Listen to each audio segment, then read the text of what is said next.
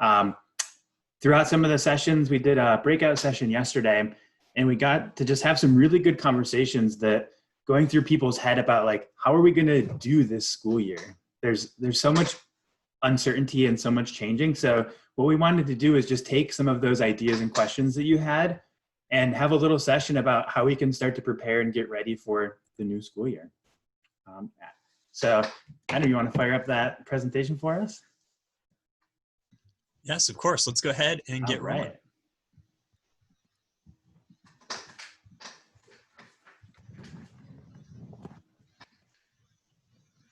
And so if you haven't already, go ahead and type in that bit.ly. John will post a link in the chat for you. That is a capital O.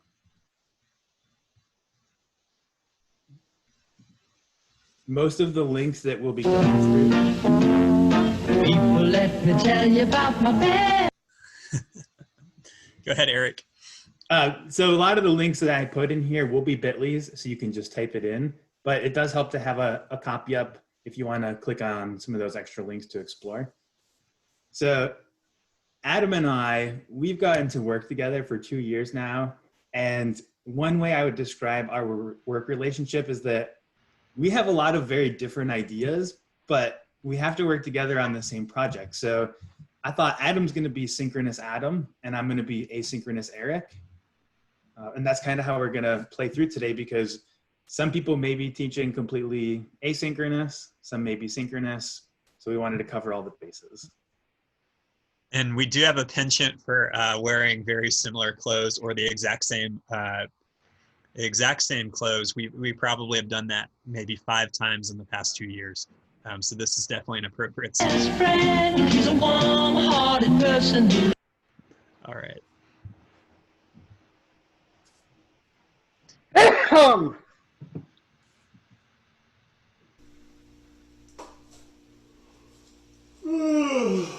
Good morning, everybody. Welcome to my classroom for the year. As you can see, this is my home office and my classroom for the year. The theme I decorated is under construction, so you can see some pokey nails. There's some holes and some new ductwork being put in. And this is going to be my classroom for the year.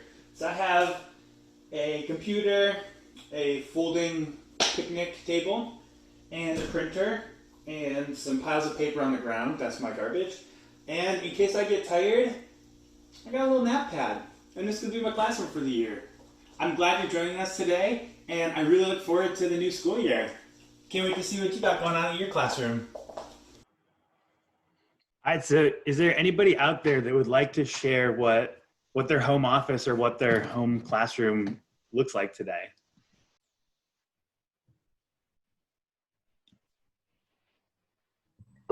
This is my front porch, which has been my my office these last several weeks because I've been doing lots of PE. So even maybe around, you can see. Can I be in your class? Beautiful. Thank you for sharing, Yvonne. Thank you. You're welcome. My home is under construction, so there's no flooring. There's no trim on the walls. It's very echoey because I'm waiting for carpet. So hopefully it won't look like this when the school year begins. But you know what? If it does, I'm just gonna roll with it. That's awesome. Thank you. How about one more awesome classroom? I've got a lovely corner of my bedroom that is the only clutter-free shot in my home, and light. So this is my my living room, which has become my classroom over here, and then my living room on this side where we sit, because I have a college-age son that's virtual, and he has taken over the bedrooms. Awesome. All right. Thank you, everybody, for sharing your classrooms. We're going to move on to some class announcements. You stop. All right. So first off, a huge thanks to all of you, especially the Google form that we sent out ahead of time, because you were the ones that helped shape and gave us ideas of what we should be including in this. And a lot of you as professional educators are actually going to be quoted throughout this presentation. So thank you for making our life a lot easier. And a huge thanks to John Mitchum, who's going to be helping answer questions and sharing some of his opinions and thoughts. John, do you have any announcements for the class you'd like to make today? I don't. I'm happy to be here with everybody. I'm in my living room office on the couch, which is great. Came in from my second office, which is on the back patio, so I'm ready to have a good time. Awesome. Now, John, in the form you submitted before the session, you said you had a puppy. Could you tell us a little about your puppy? Oh my goodness. Yes. So my coworker is behind me sleeping. I don't know if you can see that. You can. Yep. So that's him. The one time he's quiet. Awesome. Awesome. Thank you. And we have one more group that we want to give a huge thanks to. And that is Vassal for helping put this on. Specifically Pam and Liza, which we've been really getting to know this summer. They've made this all possible. So Pam or Liza, is there any announcements you'd like to share with the class today?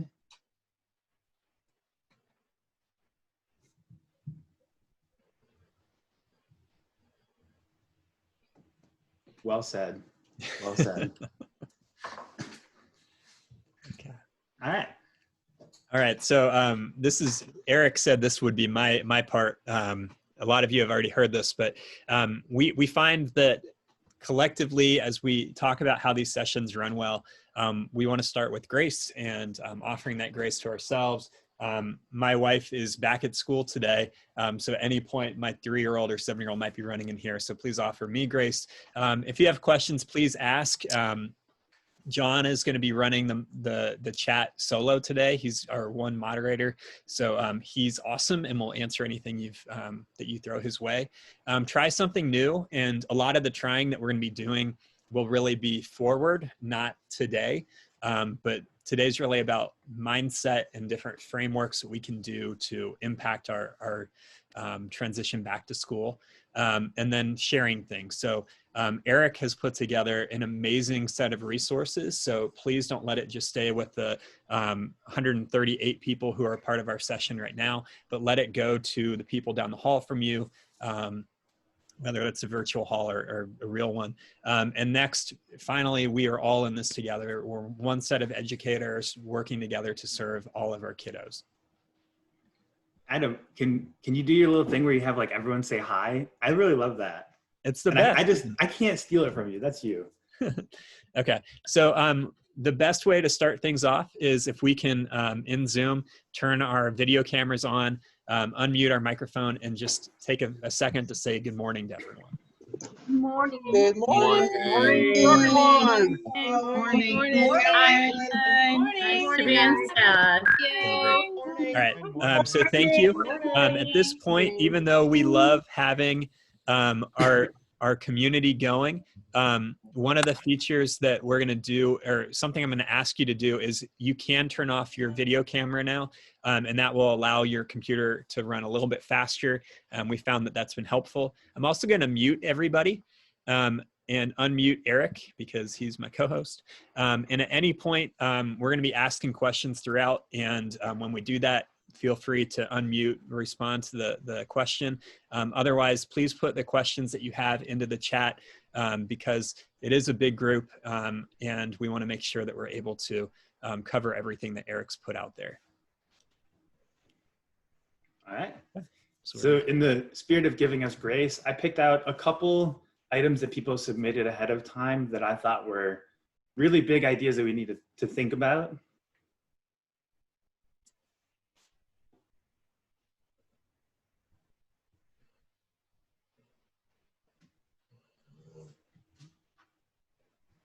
So thanks to those two professional educators for sharing that with us.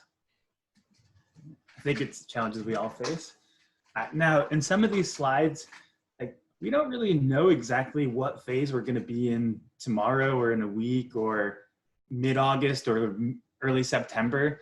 So what I've tried to do is think of different ways that your classes might look. So some people, they've told us that they really couldn't do anything with technology, and they just submitted like a document or some videos, put it on a flash drive, and that was it. Right? Some people may have something like Canvas, Schoology, Google Classroom, where they can link slideshows. So to give those people an example, what I did is I recorded some audio on my computer, and then I insert it into my Google slideshow so that students at home, or maybe I have the option where some students can come to class, they can listen to me explaining this slide when I don't necessarily have to be with them at the same time, because I really prefer asynchronous learning. I think it's great when people can re-listen over and over. So Adam, if you want, I'm just gonna kick back actually, if you wanna just help me present this slide. Based on the guidance from the Virginia Department of Education and their plan for safely reopening schools, we are currently at phase 3, but there has been some talk that we may be pushed back to phase 2. So as you can see, starting pre-COVID was the old normal. And then if Virginia is in a phase 1 or phase 2 state, special education, childcare for working families, or those plus K through 3 students, English learners, and summer camps and school buildings. We remain in phase 3. All students may receive in-person instruction with strict social distancing measures. And once we get beyond phase 3, we will have what we call the new normal. So it's hard to even tell just a few weeks before school starts what phase we're going to be in. So what we want to do is prepare you for in-person, but also blended with some online learning.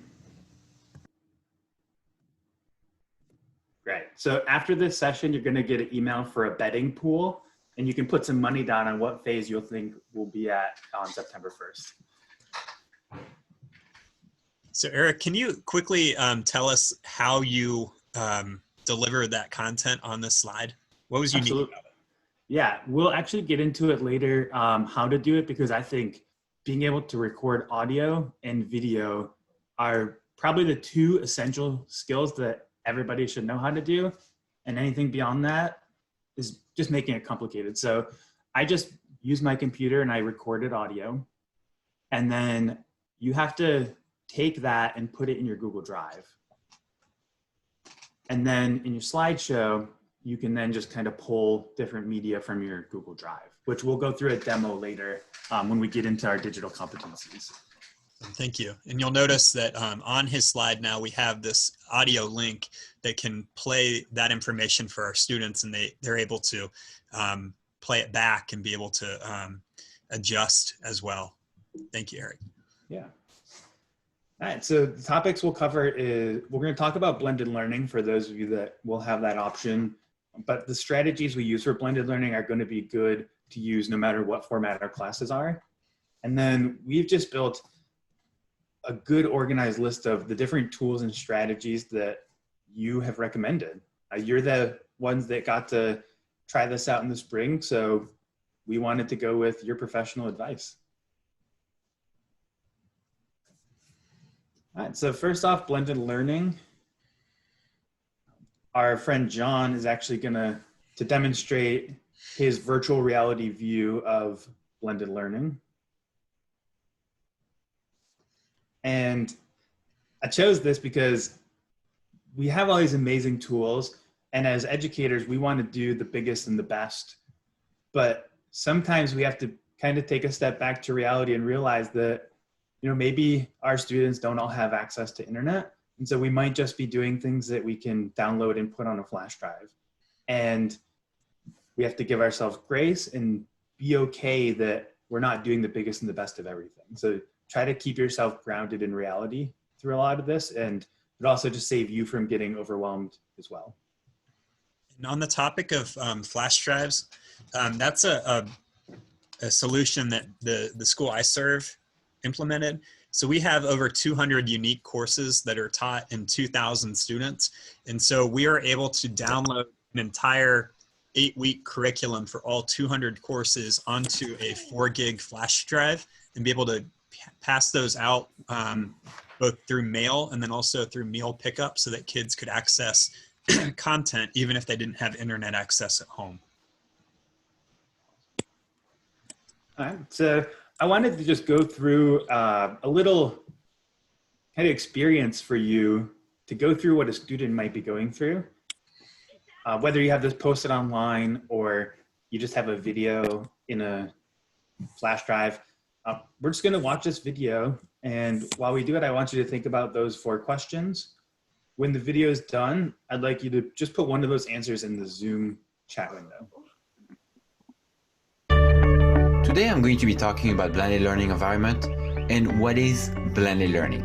First off, it's a fairly complex model, so I'm going to divide my presentations in 2 parts. Part 1, I'm going to talk about what is blended learning in general, and part 2 will be about the benefits of such a learning environment.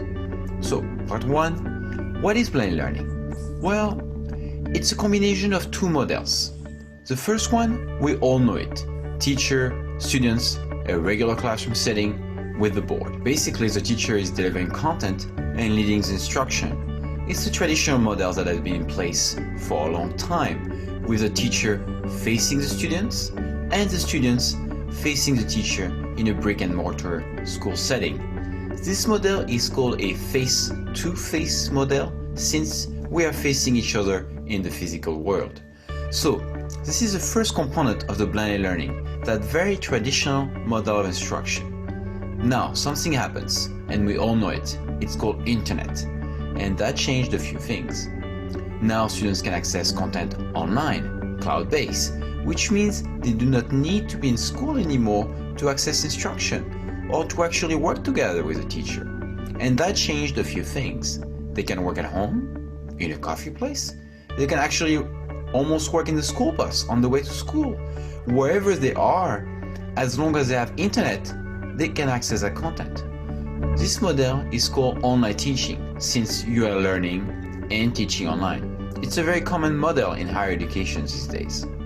So, what is blended learning? Well, it's a combination of those 2 models, the face-to-face model and the online teaching model.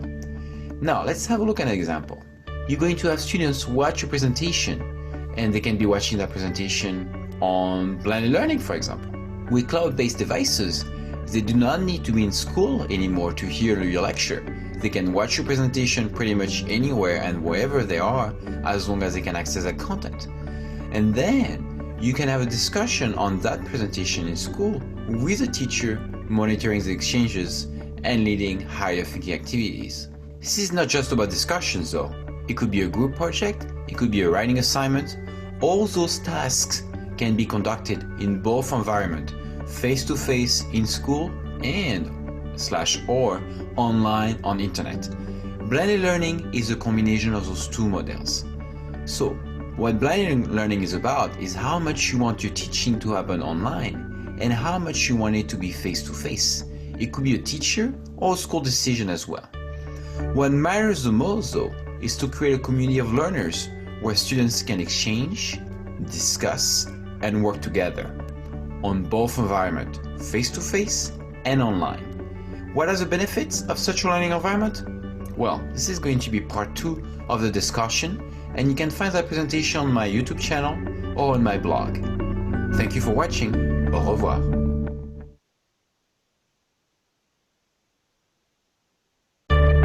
Today I'm going to be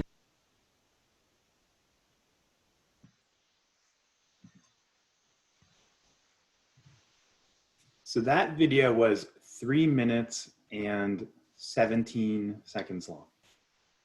And there were 4 questions that were just basic definitions really, or identifying a color. Could a couple people share how it felt to sit and watch a 3 minute and 17 second video and those types of questions?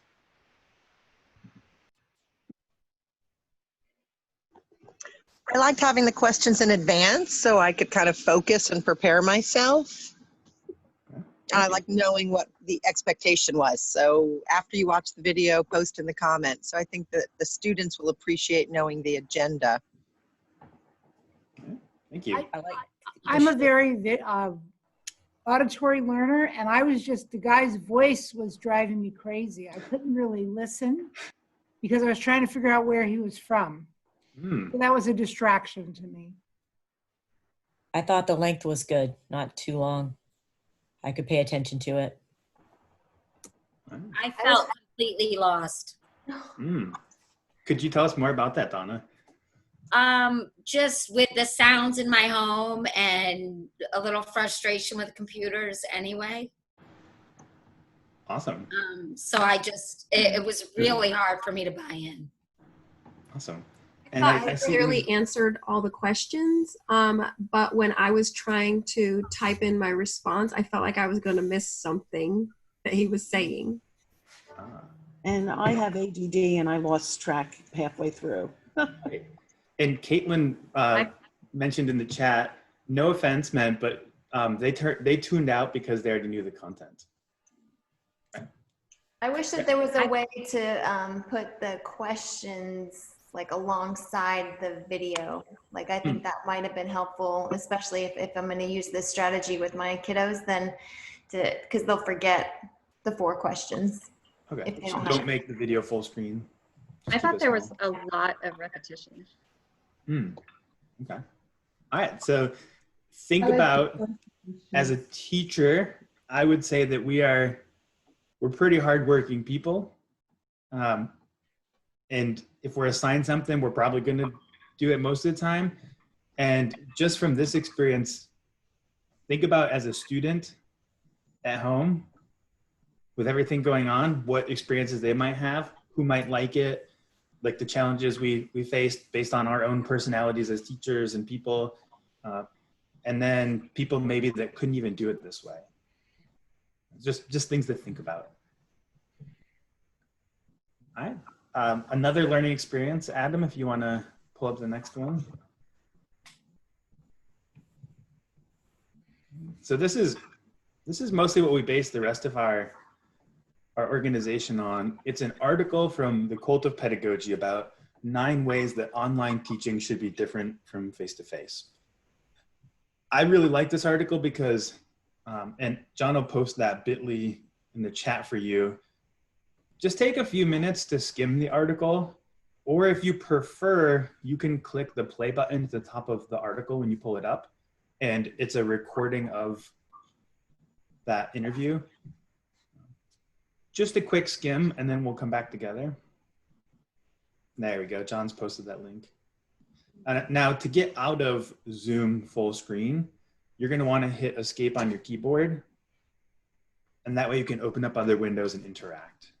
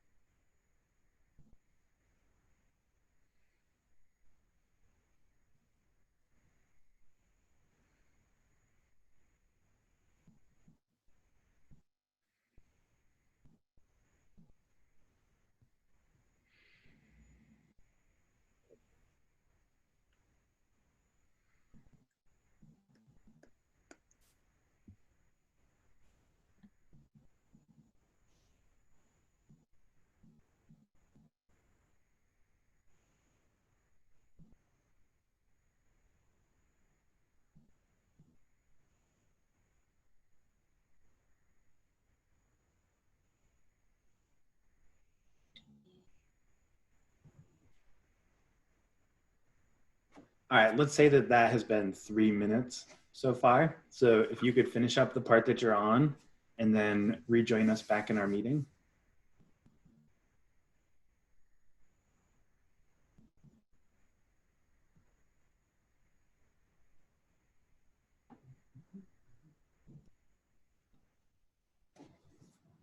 So an activity like this, at least for me, I felt a little weird having 3 minutes of silence. And a lot of people were wondering if it froze.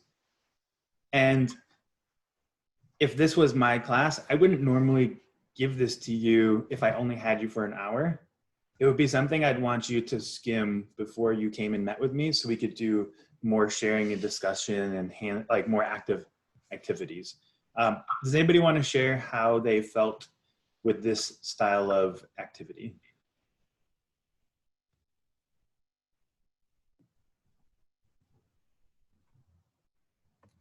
I wanted to listen to the audio, but when I started, I realized it would be way longer than 3 minutes, so I turned it off and switched to skimming the activity instead. Okay.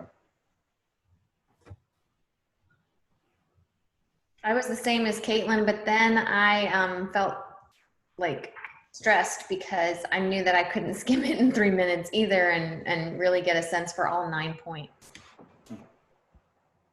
Hey there, I kept trying to click on the link on the screen, which is just a picture, not a link. You know, so it kind of frustrated me a bit. And then I thought, oh, gotta go back and download the presentation. And then I saw it in the chat window, you know, so I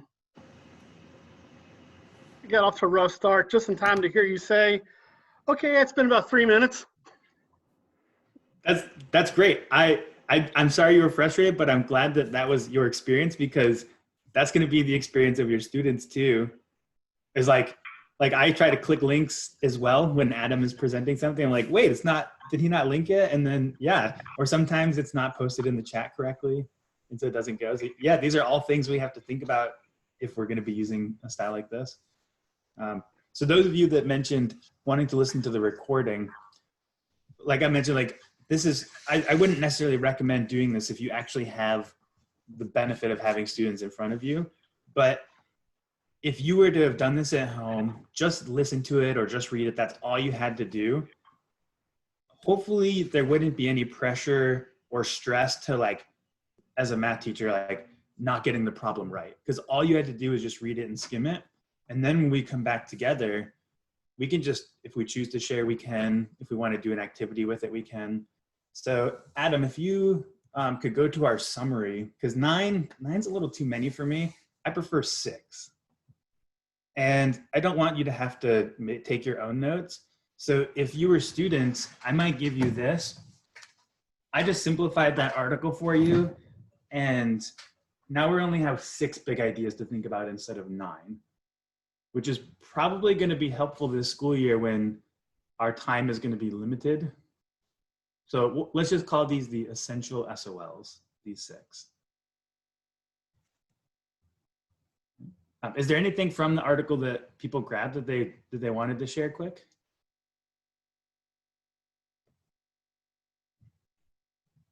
Hey guys, I love the idea of campfire groups. I mean, I think I was really stressed out about creating collaborative groups online, and the idea of campfire is just a really good idea that I definitely plan to utilize.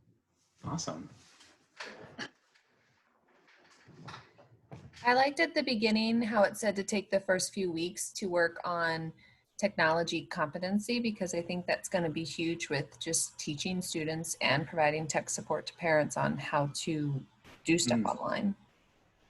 Ooh, thank you for mentioning to parents as well, because sometimes we forget that they're often sitting at the computer with the students, especially in the younger grades.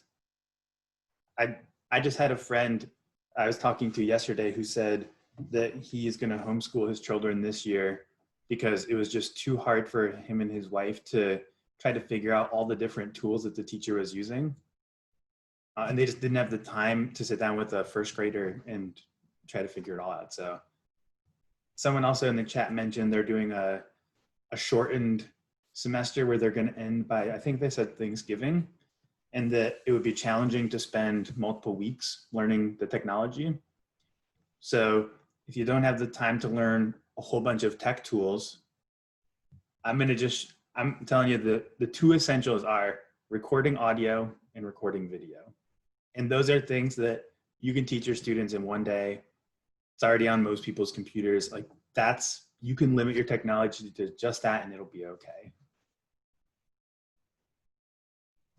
All right, so let's jump in then to the tools and strategies. First off, where do we go for advice? Where can you go for advice?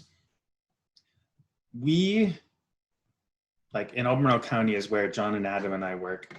We always go to Common Sense Media to give their advice. They have great recommendations for tools.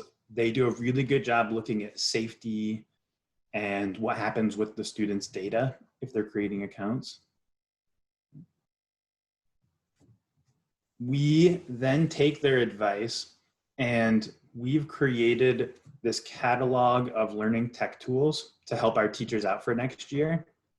And teachers will submit a tool, we'll go through, make sure it's nice. Now, this website isn't complete yet, but it's in the process and it will be ready when the school year starts. But you can sort by content area. You can, if you want like a photography tool, you can search and find that. For this presentation, we just reached out to each other. I know when I talked to Adam, he's like, hey, do you follow this person on Twitter? Hey, do you know this person from here? And he's amazing at tapping into this global resource of teachers on really any of your social media. And then Adam, do you want to talk about the Chromebook App Hub? Love to. So Chromebook App Hub is a project that I worked on with Google about 2 years ago. And so we launched it last summer. And with this, first of all, you can see that we have distance learning resources that you can go back to. And in here, we have a lot of different apps that you can filter on the left-hand side. So you can do it by age, you can do it by what category are we trying to do, brainstorming, digital literacy, whatever it might be. And then it comes up with, here are different tools you can use. The other part that I really love are these ideas. And so the idea sparks that we have, we can find lesson plans that are already created that use these tools you'll be able to integrate with your classroom. If you look hard enough, you'll probably find maybe 4 or 5 that are from me, but these use a lot of the tools that we've mentioned throughout the week. And it's an awesome resource developed fully by educators. Thank you. All right, so we're just going to work through those 6 simple ideas that we took from the Cult of Pedagogy article. And the first one that, if you've noticed, we've already been building a sense of community.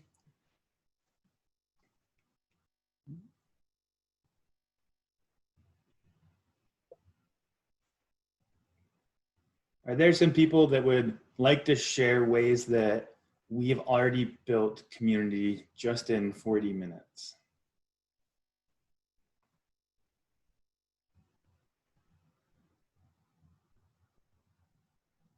You started by having, after you introduced yourselves, of course, you had us all turn on our videos and wave and say hello and good morning.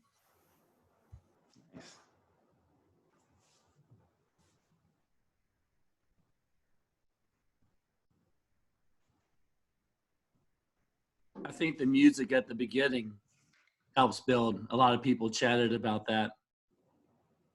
Yeah. Adam's the man when it comes to picking out music. You gave us a chance to share how we were feeling when information was given. Mm-hmm. Just the back chat also gives us a chance to bounce ideas off each other. Very good. Yes. I think the agreements are really great to start with for every class. I think it's just a way for us to hit the reset button before it starts. Good. I think the allowing people to share their workspace, I thought about that for your kids when you first get online. They would love to show their home or their rooms or their pets and really get them, engaged and see that maybe this might be fun to be online and and, you know, be able to really engage and be kind of person to person. For students who are introverted, how is online instruction going to draw them out, be able to have them communicate? In the classroom, they're almost forced to talk, but online they can remain mute. Is there anybody in here that would classify themselves as introverted that would have any advice on that?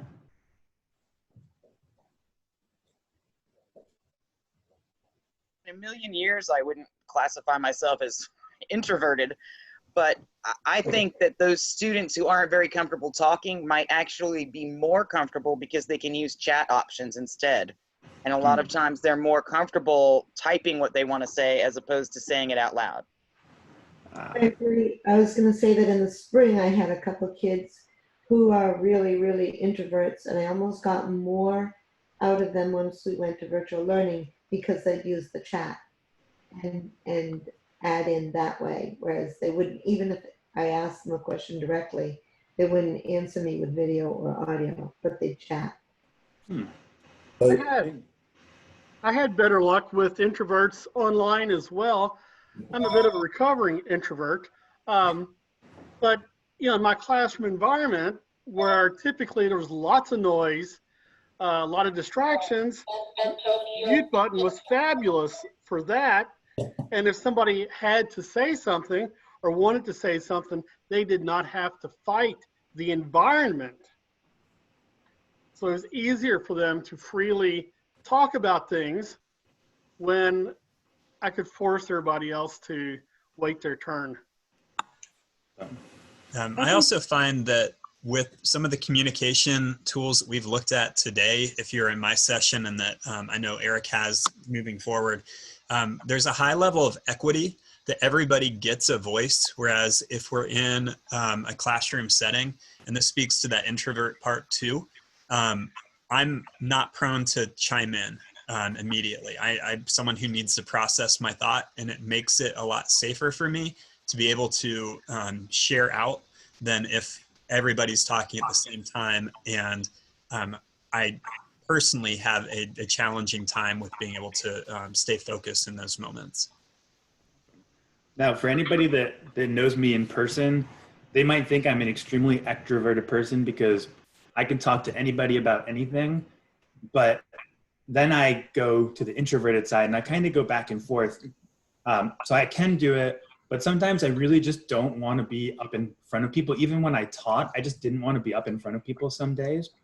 And so to me, being able to record like just a tour of my basement, I felt so much more comfortable just setting up my phone and recording myself rather than taking my computer and showing you in person. It made me less nervous with showing it. So as someone who would be extroverted sometimes, it's also really nice to not have to do that all the time. I'm typically extroverted, but because of my anxiety with learning these new things and a new way, I'm finding that I'm a little more shut down. Awesome. All right, so I want to go over the big threes that people usually talk about for like the big three sets of tools. So first one is video chatting. I think by now most of you probably have been told by your district or you settled on which of the video chatting tools is best for you. There's just a little comparison of which one. I don't think Microsoft Teams is very actively used. It's more of like business oriented, but I have heard districts starting to adopt it. In the last session, somebody mentioned, I know in the spring, a lot of people were really concerned about having students unsupervised in video chats. But in the last session, someone said that they leave their video chat open like 10, 15 minutes before and after, so students can have that time together without the teacher there. And what do you guys think about that? Like, is it a safety concern, or like, is it just the same as kids walking down the hall where they can socialize and not have someone listening over their shoulder? I think it's good to give them that social time. Sometimes during the class, I'll turn the chat off because I know that as a student myself, the chat, it's it's, there's a good side and a bad side of it. And so sometimes I'll turn it on and I'll say right now, like, bounce ideas off each other, help each other with the technology, whatever. And at other times I'll say, I really want you to focus right now on what I'm telling you or what I'm asking you to get and turned off. So it's, Thank you. Yeah, I don't think it's a good idea to give them that time, because a lot of times you don't know their histories together, and the things that they might be saying might seem innocuous to you, but they're inciting things that are from the past, or, you know what I mean, getting upset. I mean, I've had parents say that their kid was being bullied in the chat when I could see nothing that I thought was of concern. So I think you're opening yourself up a little bit to, putting the kids in an environment that some parents might feel is unsafe. Thank you, everybody, for sharing. I do see in the comments too that some districts don't even allow it. So that helps make the decision easier for a lot of you. With any of the tools you use though, just make sure that the links to those are private, password protected, and don't just teach during it. It really is important for them to have social time, and maybe that's social time with you just in the chat, but give them a chance to just talk about their days, show each other their pets, that kind of thing. The next thing is different communication tools, because we're not just trying to build a community with our students. We also have coworkers. John and Adam and I have been working on these PDs all summer, and I don't even know how many times we've got on video chats, phone calls. We shared Google Docs together and leave comments. If I had a nickel for every time Adam had a beard, then didn't have a beard, had long hair, then cut his hair, then let it grow out just over the summer, I feel like I haven't missed Adam at all this summer. He's seen my beard. It's always a joy for my children to see whenever they hear Eric, they're like, it's Mr. Eric, and can we see Levi, Eric's son? And there's definitely that excitement. So we do need each other as well, and being able to admit and own that is really important. Yeah. Now, you also need to really focus on communicating and building that community with the families and the parents. So a couple apps that we like, Google Voice is a great way to send texts and make phone calls. You have to use a personal Google account with it, because the school version of it is a paid version now. But with all of these, make sure you're saving copies. And if you're messaging students individually, make sure you're including a family member with that, unless it's like within Schoology or Classroom, something like that. If you want to send out mass text messages, Remind is a good one. And I highly recommend getting your school to get a school account. And then if you do have families that speak other languages, a nice tool I just discovered this year is called Talking Points. It allows you to text back and forth, but you each get to pick your own native language. So whatever I type in English will be translated into Spanish or whatever language they want to receive it in. And then they can respond in their language and it'll translate it back to English. It's not perfect, and you do have to think about really short, concise messages so that it translates well, but it is a way to help with that communication gap.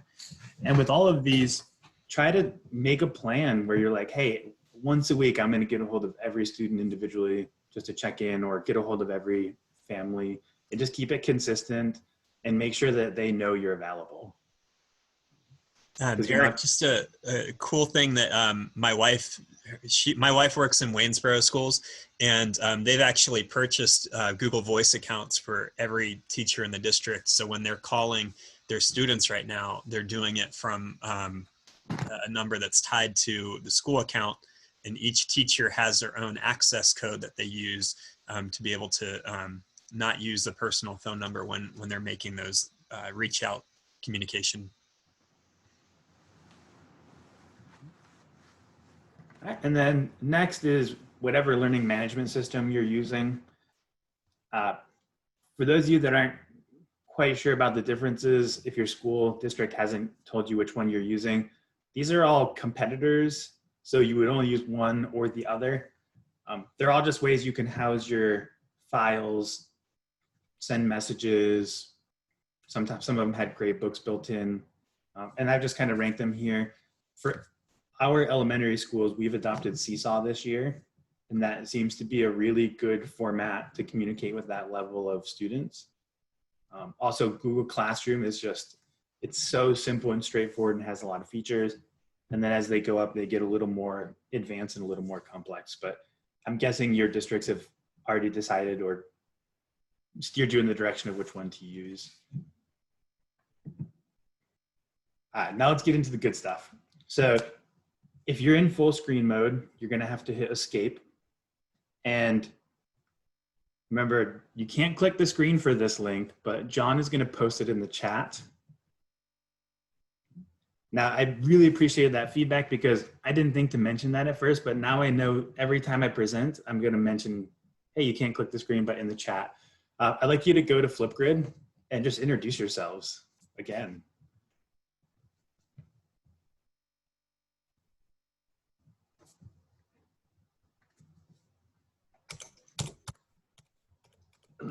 Now, if this is your first time on Flipgrid, you're going to see a green circle with a white plus sign.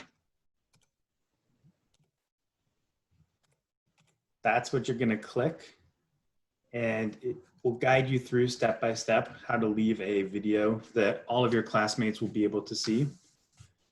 If you don't feel comfortable with your face on the video, you're more than welcome to hold a piece of paper up or put one of those emojis over your face.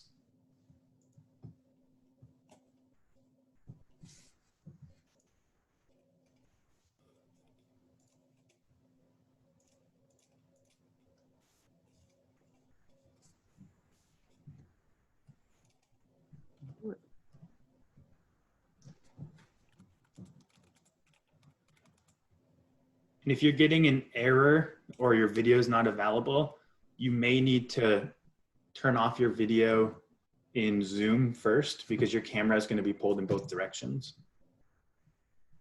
Yeah, that's a happy man right there. Oh, so many smiles. To disable your video in Zoom, go to the bottom of your Zoom window and there should be a button that says stop video or start video.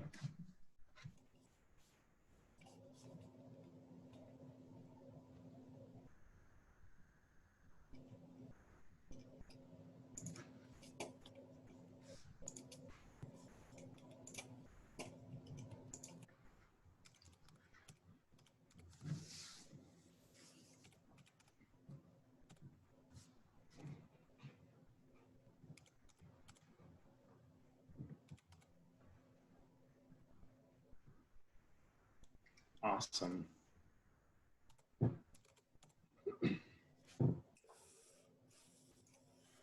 Wow, Erica is very happy.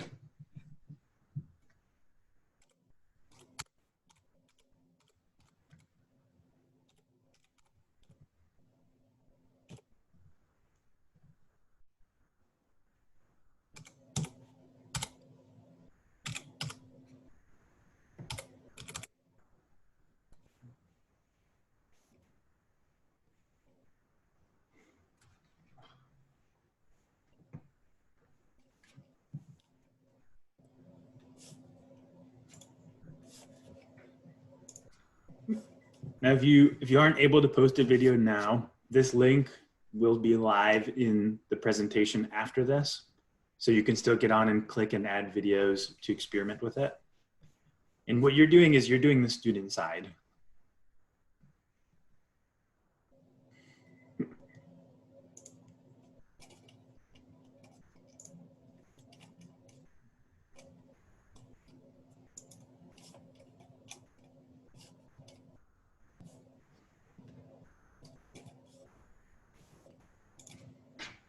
All right.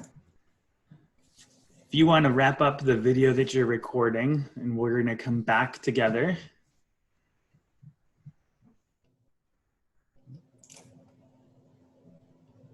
Now, if you are just downloading material to flash drives, then Flipgrid may not be an option for you. And that's perfectly fine. There are other ways that students can record a video and share it back on a flash drive. But this is a great thing to inject in that asynchronous part of your class to get everybody to throw some videos in, and then they can like reply and post on their own time.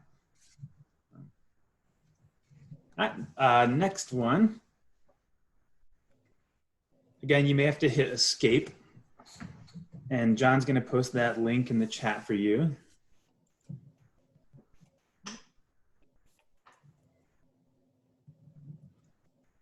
This tool is Padlet.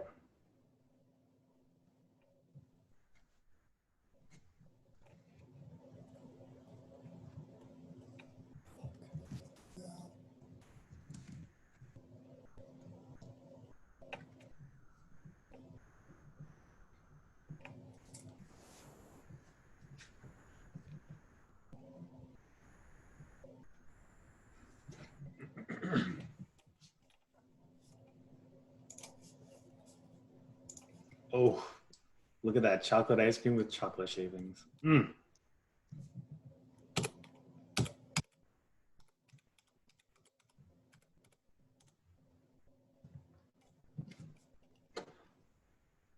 So the Padlet account I've created, I get 3 free little pads here.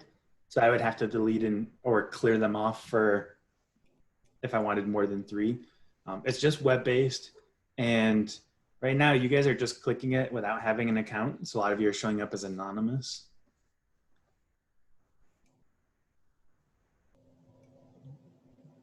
And in a couple of sections, there's a lot of videos that you can use on your own time to learn about some of these tools.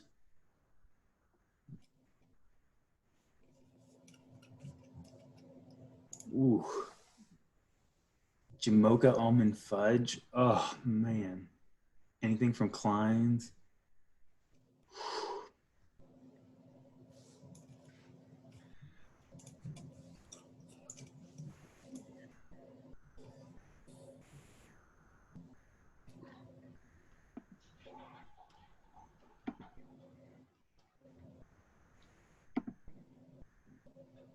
All right, while people are posting, could anybody share how they've used Padlet before? Different uses?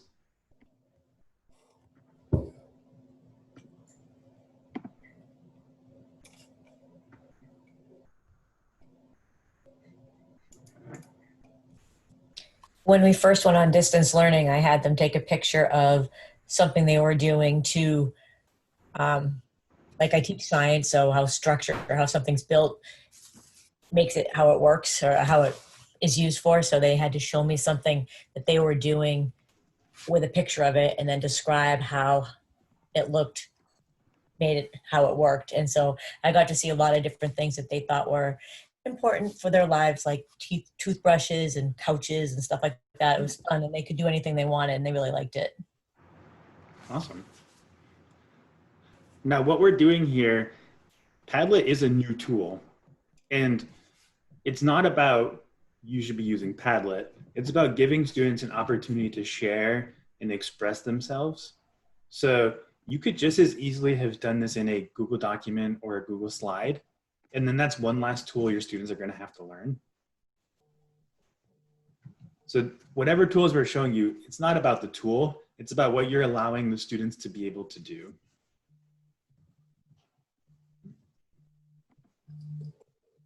All right. Now, with that being said, you don't need to learn new tools. And the whole goal is to simplify and slow down, which is our next section.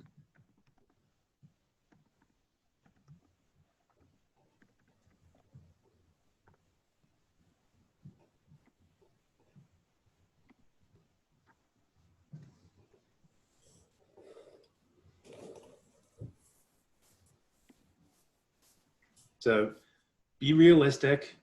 Think about what you have time to learn yourself and what your students and their families have time to learn. And try to do as much as you can within those basic tools that you're already using. And I'm hoping that our districts will give us some good guidance on only needing to have like certain essential SOLs or content to cover so that we have less pressure on us. Now, when we mention face-to-face time, for a lot of people, face-to-face might just mean we have an hour to Zoom on Monday, Wednesdays. For other people, face-to-face might mean they're actually coming into your schools. So face-to-face time could be either or, but really focus on that face-to-face time as active learning. I know a lot of our session today is not active learning, so I'm not practicing what I preach. I said peach because someone mentioned peach ice cream and I really want some. So save a lot of this stuff for asynchronous time and really get into the good stuff when you have your class together. So Paul has mentioned on the next slide Nearpod as one synchronous tool that he liked. Thank you, Paul, for sharing.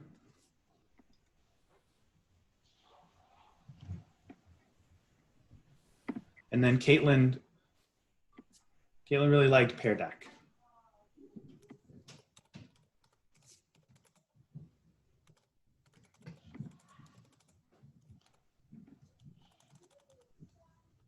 And there's a lot of options for face-to-face and online engagement.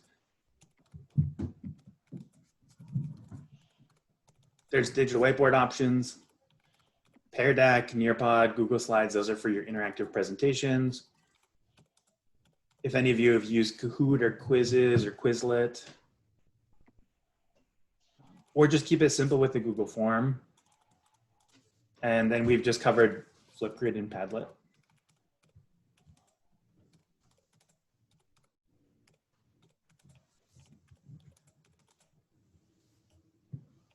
And for those of you that have already started thinking about what you're going to do with your in-class, in-person time, could some of you share how you'll be using your in-class time? It's like gold now to have in-class time with your students.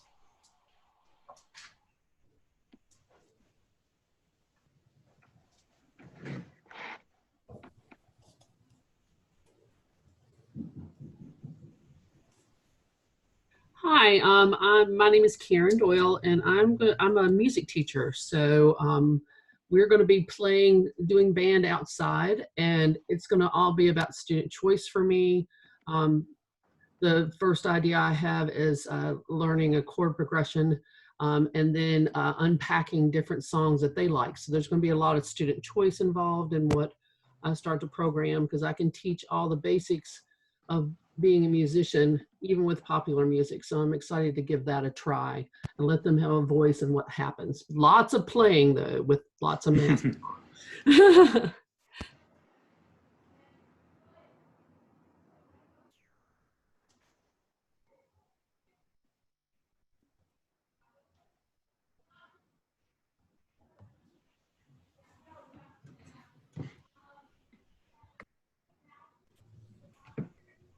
Anyone else like to share?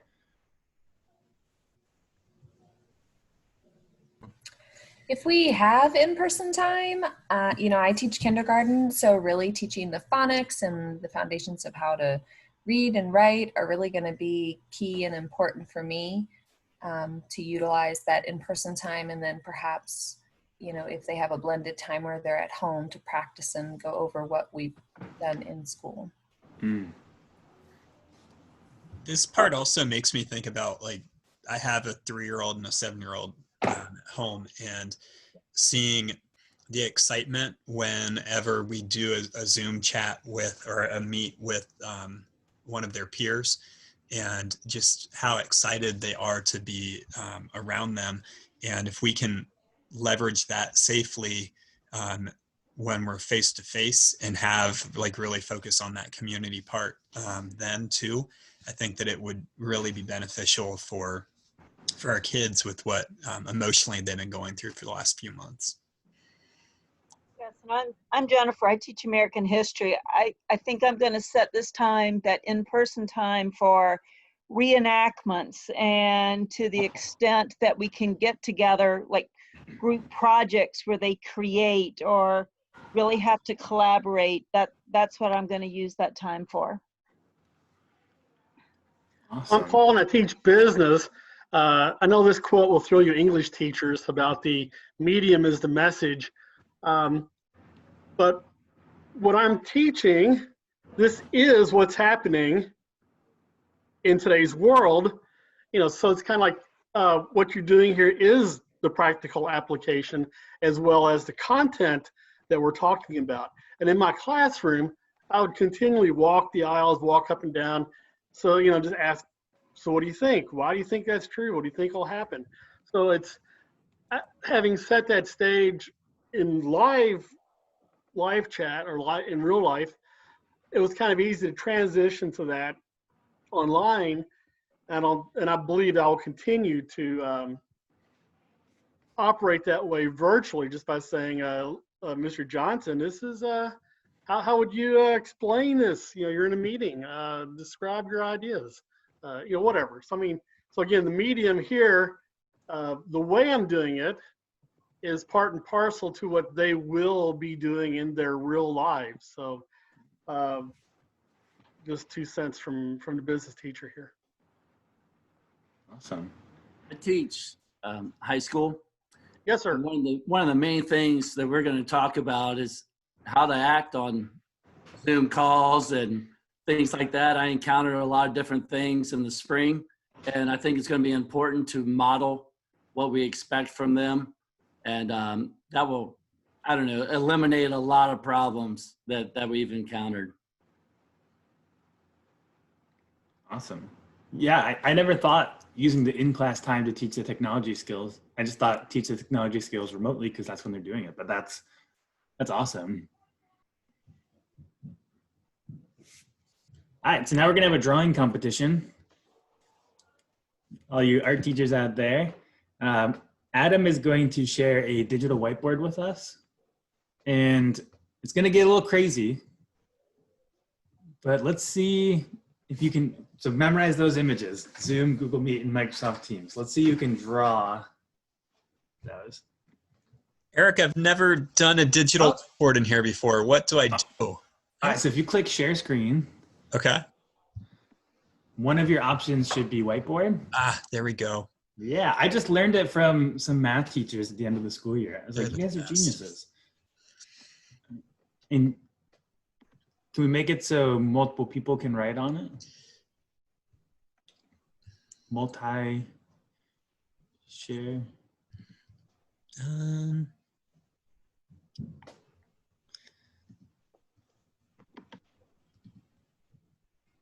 I don't know. So only you could write on this, Adam. All right, Adam, you're up. Draw one of those 3 logos. Okay, no pressure. All right. Okay. So I know what he's gonna pick. What's Zoom's logo? Okay, they all look the same.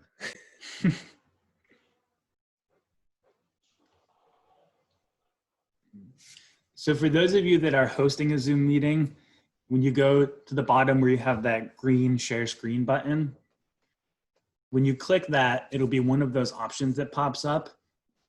You can also share an iPad screen. There's a way to link that as well, and that shows up. All right, how do you do, everybody? Nice. Give him a like. All right, Adam, so could you summarize then, what is the Zoom whiteboard good for? So I would say Zoom whiteboard would be good to be able to express our ideas in a different way, or also be able to annotate something would be my first 2 thoughts. What about you, Eric?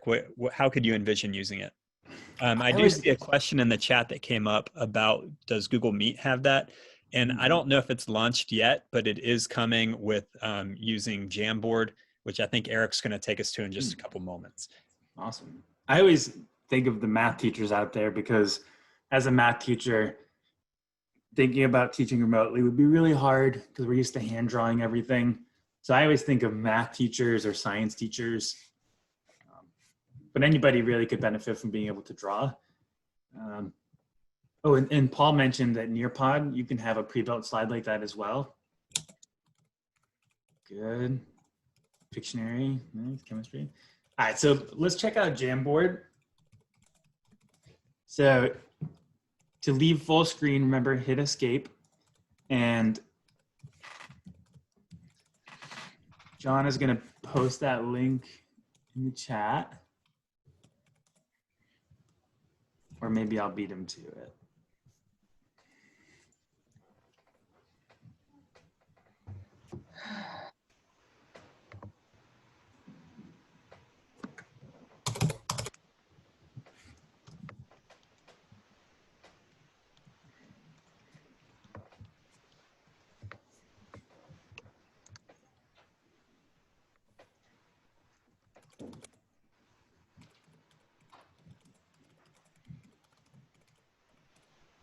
When we look at tools like this, I know that a lot of us might have students using Chromebooks or PCs that are touchscreen, or using an iPad or something like that. And just think how easy this tool would be if you had one of those resources right now.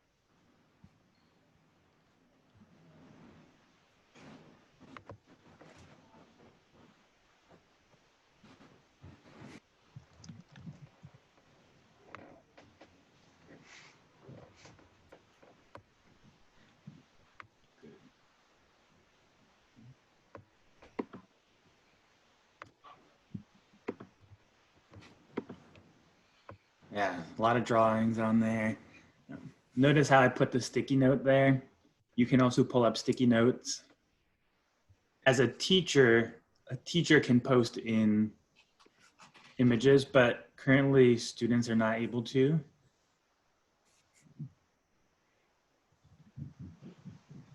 So take a second and just reflect how Jamboard might be usable in your class for some synchronous time together.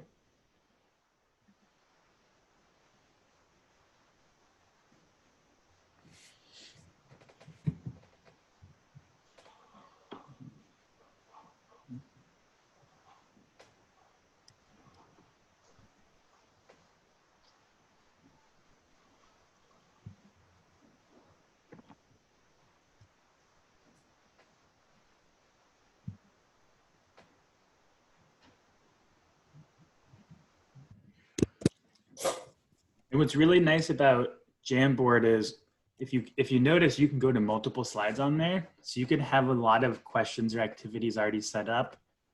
This could be a way to help group your students into those little campfire groups by helping them organize and put their names under certain columns.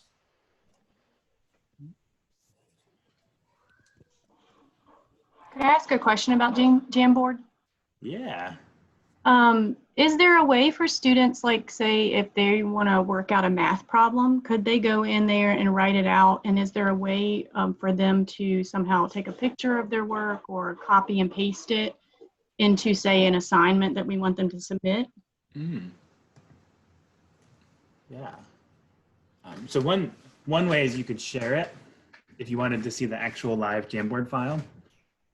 If you see the 3 dots next to share, it allows you to download it as a PDF or save just that view as an image.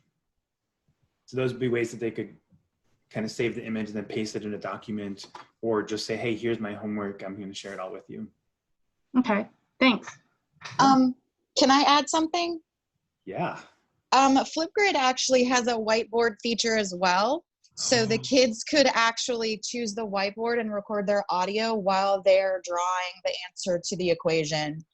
And you can set your time limit up to 10 minutes, as well as like you can intro your topic with a video. So they could have you recording or teaching something and then reply to that using the whiteboard feature.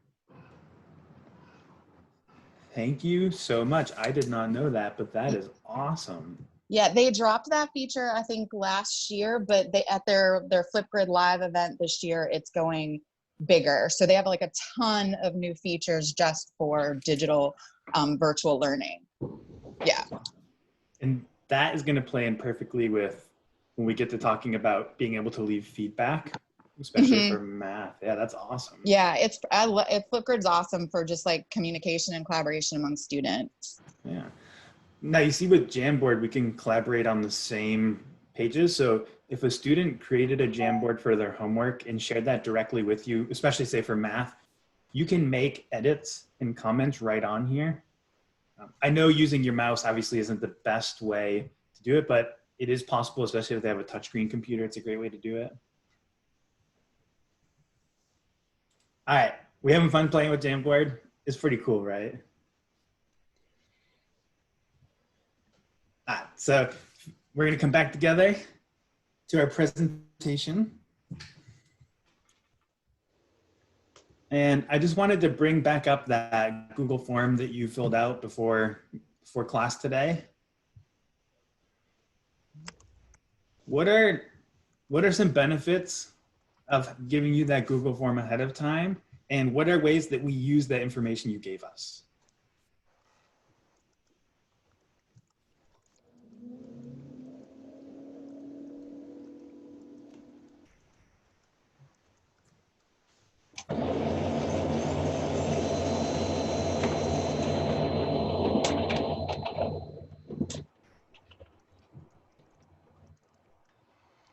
If you could even think of it in terms of your own class. You may not ask these types of questions, but what are questions that you could be asking or ways you could be checking before class that could then influence what you're including when you meet with your students?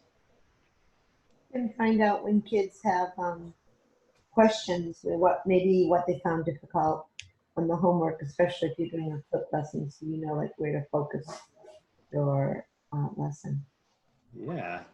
Yeah, I used forms for a morning message every morning, and there was some sort of, it kind of talked about like what we're going to be doing today, and there'd be some sort of activity, maybe a video to watch that was like about character building. And then on the form, I'd ask the kids, what did you notice about the video? And then at the end, I'd always say like, what else do you want me to know? And in that way, I could like kind of check in the kids' like social, emotional feelings and every day with them that way. It's amazing. I do want to do a quick plug that if you want to learn more about forms next Tuesday and the Tuesday after, we will have hour-long sessions on forms. So we would love if you would join us for that. You'll get a ton of ideas of how to use them in your classroom and get a lot of hands-on time as well. So definitely come if you can. Eric, back to you. All right, so we did look at a lot of tools so far, and I hope that what we showed you so far was pretty easy to just use the basic levels of it. But at some point we are going to have to teach about those digital competencies. I know students are on phones all the time, but I taught computer science, and I can tell you that just because they're on technology a lot does not mean that they understand it and know how to actually use it. So I'm gonna call my friend John Mitchum here. Hey, John. Yes, Eric. Yeah. You're in the high schools a lot. What would you say are the ways that students use technology the most personally? I'm sorry, I have a grandfather clock in my house. Can you repeat that question, please? Yeah. Not in a classroom, but just like when they're personally using their phones and devices, maybe in the library at lunch. What do you see the students using technology for on their own time? They use it mostly to communicate with friends. Snapchat, Instagram typically are the ways to that they communicate, even if they're sitting at the table right next to them. Students want to be seen and want to be validated a lot of times via likes or downloads. So yeah. Awesome. Thank you, John. All right, now we're going to learn the absolute essential skills that everybody should know how to do. If you already know how to do them, that is amazing. But these are you should definitely know how to do these. So if you hit the Windows key, if you're on a Windows computer, or if you're on a Mac, I hope you know how to do this because I don't. You just need to be able to record sound, and you need to be able to record a video. And both of those are built onto a computer. So if you're on Windows, you can hit escape now to minimize Zoom. And just hit your start menu and search for your voice recorder. I don't want to do this damn stuff. Or search for camera.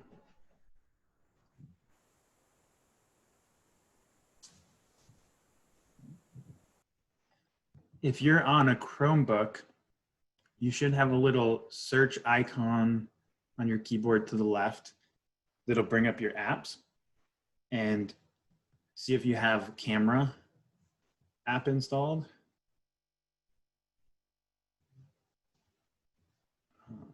If you're on Macs, it's called Voice Memos app.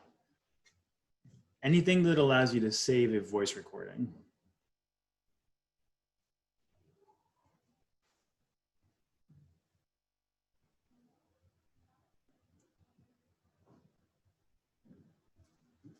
And if you want, go ahead and take some time now to practice recording something.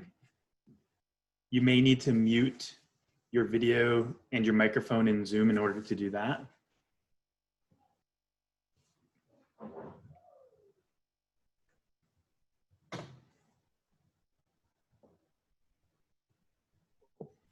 I'm sorry, do either one of you have a suggestion for a good headset mic? Sorry, could you repeat that? Do you have a recommendation for a headset mic? I'm assuming you're talking about the kind that have the sort of microphone that goes in front of your mouth rather than like earbuds or wireless headphones. Yeah, a lot of people might already have something that came with their phone. That's just the earbuds with the little microphone on the string of it. And that just plugs into a headphone jack. So that's really, really easy to use. Otherwise, if you just go to Amazon, look in like the $10 to $20 range and look for one that either just uses the headphone jack or just uses your USB port. That way you can use it on a lot of different devices. And those are, so I usually use wireless headphones, like when I walk to school and I listen to podcasts, etc. Is the mic in those as good as, like, I see people with, you know, headsets with a mic that goes in front. Last spring, my kids were telling me that they sometimes couldn't hear me. Yeah, that's actually what I use. I have little wireless earbuds that I hook up to my phone, and I just use that for recording. Whatever option you choose, what really matters is that you're in a room that doesn't have a lot of static or background noise. Just when I was recording some audio for this, my dehumidifier, because I'm in a basement, clicked on, and it was just, it was very loud compared to my voice. So I had to account for that. Or if somebody's vacuuming upstairs. Okay, thanks so much. Yeah. So if the only thing you walk away from today is knowing that on your computer, you can record sound and video, that's awesome. And then you can put it on a flash drive, you can put it in your Google Drive, you can post it in Google Classroom, some way to then get it to your students. And then also, these are two really easy tools that students will also hopefully have on their devices, even on their phone. So it's really easy to then transfer that knowledge to them, and that might be all that they need to know how to do. Now, the absolute essential is this next tool called Screencastify. Ooh, or Screencastic. Some people might know Screencast-O-Matic. We are just going to cover Screencastify because it's already built into Chrome. And it's just the one tool that's going to help you record your computer screen. And that's what I did for a lot of my online communication with teachers and teaching, is being able to record my computer screen. So if you want to take a second to download it. Screencastify, Eric. So we have a 5-minute limit, but that's a good guideline. If we're recording videos that are longer than 5 minutes, we might want to rethink and really get down to that simplification and what's the core idea that I'm trying to get to my students. Now, for Screencastify, you will need to use Google Chrome. And if you have another option, like Loom is also easy to use. I like Screencastify just because it's also easy for your students to download to Chrome. And so it helps keep everybody on the same page. With Screencastify, it links to your Google account.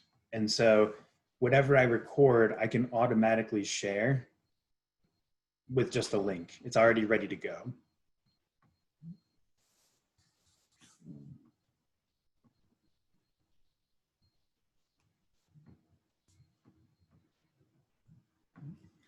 It says upload to YouTube, but I could also put a Screencastify video into my Google Classroom, right? Absolutely. Okay. Yep. Now, whenever possible, use the voice recorder you already have. When I added that audio in the beginning to my Google Slides, it has to be in this format called MP3. And for a while, it was a patented technology, so not every software could record an MP3. That has since changed. It's open source now. But what I had to do is I had to use a tool. I'm just picking Audacity because our district already has it, and it has a lot of features. I don't think it's the best looking tool, but all you need to do is click record and stop, and you can download it as an MP3. So I don't think a lot of you will be embedding audio into your slideshow. It'll probably be better if you're just recording your screen as you go through the slideshow. But if you do need a way to get MP3s, Audacity is a good tool.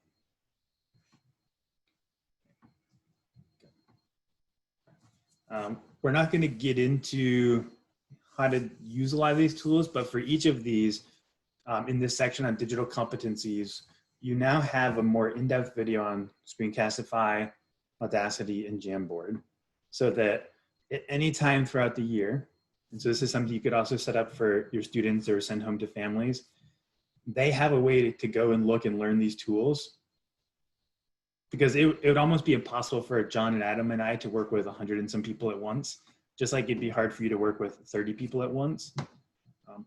Or from other people's advice, spend class time where you focus on these tools, but still send some of these kind of links home. Adam, anything you want to talk about Jamboard or creating tutorials?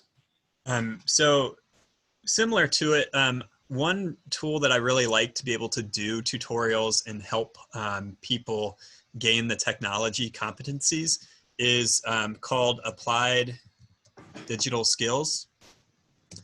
And with this, it's a curriculum made by Google, and it's all video based. So in here, we can find skills for teachers or for students. So with this, as a teacher, I can make a class and it will bundle things together, kind of like in Classroom, or I can post directly to Classroom. But in here, I can filter for how to write an online research paper.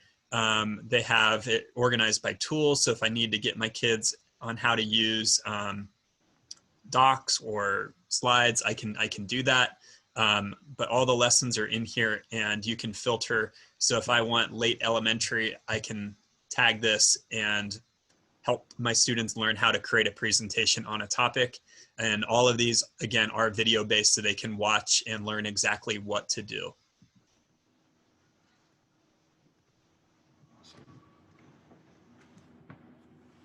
All right, so if you come back, you'll have all these links. Same for Padlet. For Flipgrid, I know that's been one that has been in a lot of sessions. That link there for remote learning with Flipgrid is from Flipgrid, and they have a ton of ideas for what you can use Flipgrid for.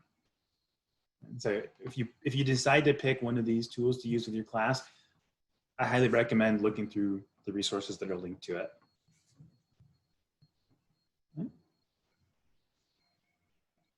Now, Jessica says it best.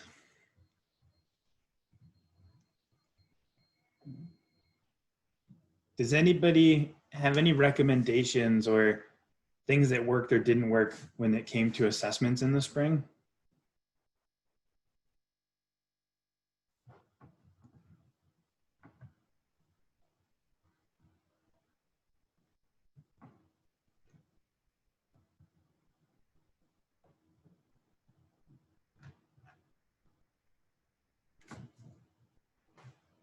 All right. Well, I know one thing that is going to be hard is if we try to do assessments the way that we used to do them. Yeah, and some people weren't even allowed to do assessments. There's cheating. A lot of people have asked, I'm a technology coach, so a lot of people asked for lockdown browsers. Some people mentioned they have ways of like an agreement that a student won't use any other resources, but all of these are so hard to enforce. So yeah, Jennifer, we don't really assess for a grade, but we provide feedback. So that's awesome. I really like this creation menu. So if you do have a copy of the slides up or you want to come back later, it's kind of my go-to throughout the year when I do an end of unit project. Maybe throughout the unit, I'll give a couple Google form, like 1 or 2 questions just to check in and see how they're doing. But at the end, I really want them to be able to create something just to give them a chance to display what they've learned. So maybe they want to create some kind of graphic design, Google Drawing, something like that. Maybe you want them to just post a video and they could either record their screen, they could post it in Flipgrid, something like that. You could have them record some form of audio.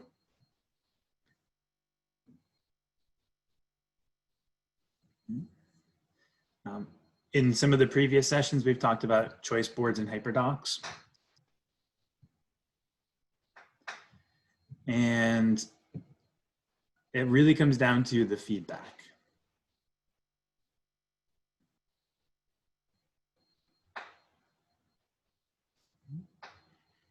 So one thing we can do, we often think feedback has to come from us, but as we're building this sense of community, why don't we go back to our Flipgrid from before? And I want you to leave a reply to somebody else's video.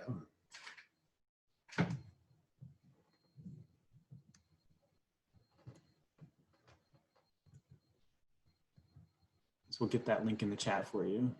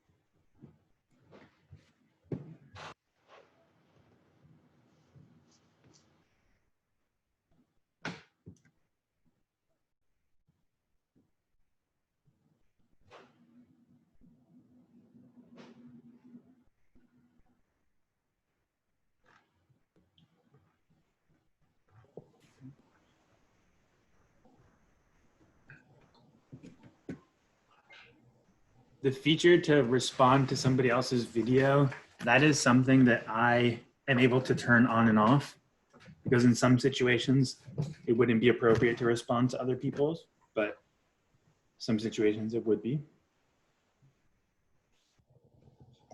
I think this is a great way, if you have your little campfire groups, you could have a different grid for small groups in your class and they could respond to each other within their little grids.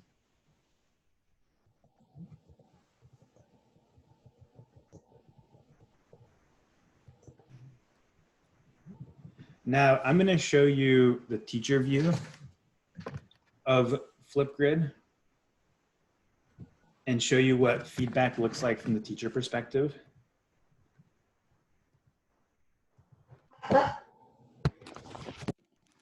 is that? So I've pulled up that topic that everybody's posted to, and when I'm picking the settings, I can choose what type of feedback I want to have available. And then I just go through the different videos, and let's start with the first one.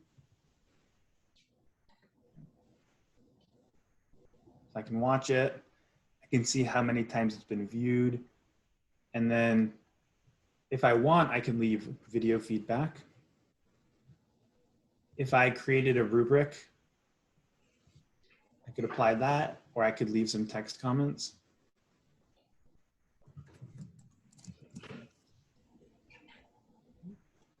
So I could send a student a link, I could email it to them.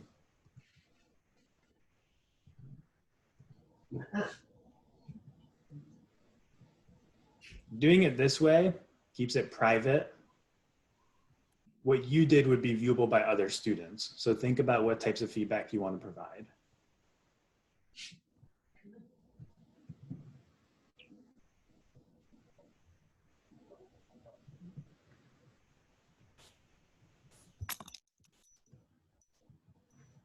All right, Adam, back to you.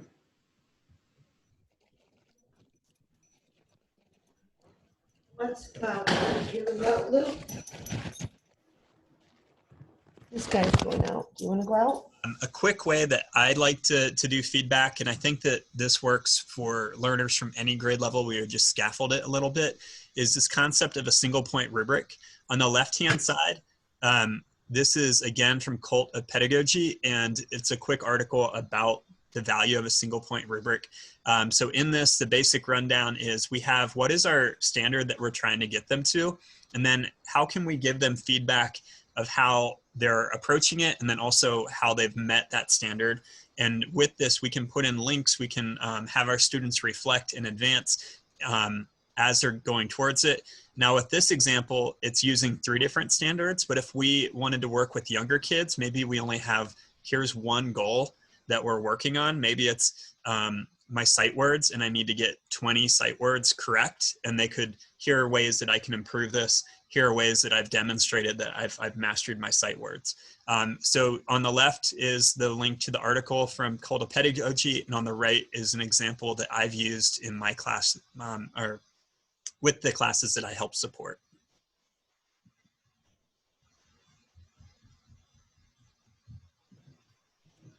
All right, so let's open up the floor to any questions. I know there's been some side discussion about elementary level students. And as that isn't my expertise level, I'm hoping there are people here that can help. The one thing I can suggest is Seesaw. And a friend of mine that is choosing to homeschool said that what really worked for him was having an app that he could just kind of work through the modules in an iPad app or something like that. But I want to hear from, especially you guys elementary, or any questions you have.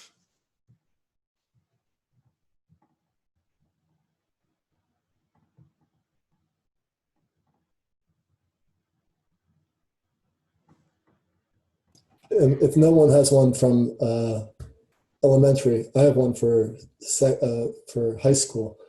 Many of the programs that you guys presented are for visual stuff, for graphic stuff, but what about the basics of reading and writing? What programs are out there to emphasize writing? Because it's a skill people have to master.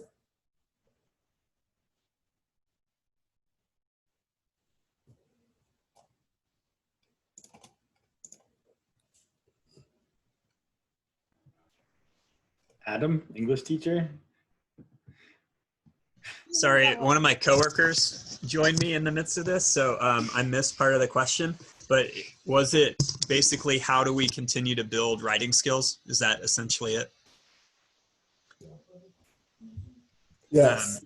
Okay, so I would say that we would start off as we would in the past, and that's how do we begin to bring forth the basic concept of writing, and that's being able to convey an idea from one person to another, and start off with sentences that are very clear, and then continually scaffold. And that's something that I did with 10th grade students. Even if they'd been writing for a long time, I wanted to make sure that they had those foundational pieces. And then being able to use tools maybe like Padlet, where they can go in and have that threaded discussion and be able to post it. Carter. Oh, wow. Okay. So I would use things like that. And then again, we had links to other resources like that Applied Digital Skills that they provide video-based instruction for our kids to help them with writing assignments as well.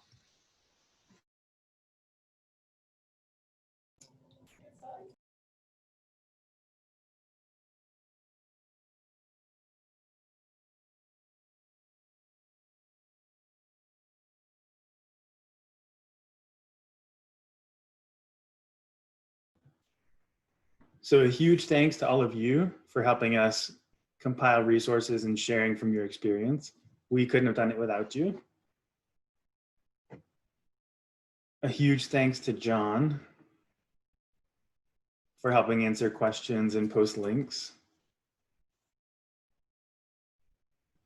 And again, to Vassal, to Pam and Liza for putting this together and supporting and providing all of this. I know we only have 100 and some people in this session, but Vassal's a massive organization, so you are a part of a big community, and make sure you utilize that. And instead of giving us a grade, we'd really appreciate your feedback, because that'll help us most to make this session new and improved for next week. So if you can click that link, or our wonderful John will post it for us. Make sure your email is accurate so you can get your renewal certification, and you will get an email later today with the recording information and a copy of everything from today. In general, focus on the basics, even if it's just recording audio and video. Go easy on yourself too.